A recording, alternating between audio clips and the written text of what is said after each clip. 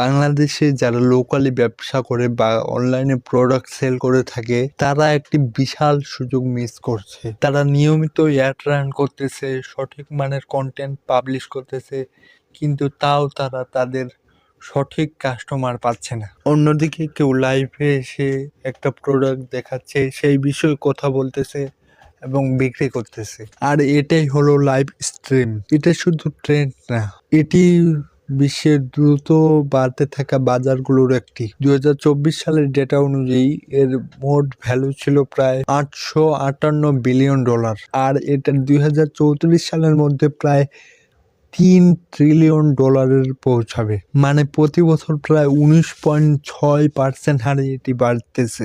আর এই গেমে লিড দিচ্ছে চীন।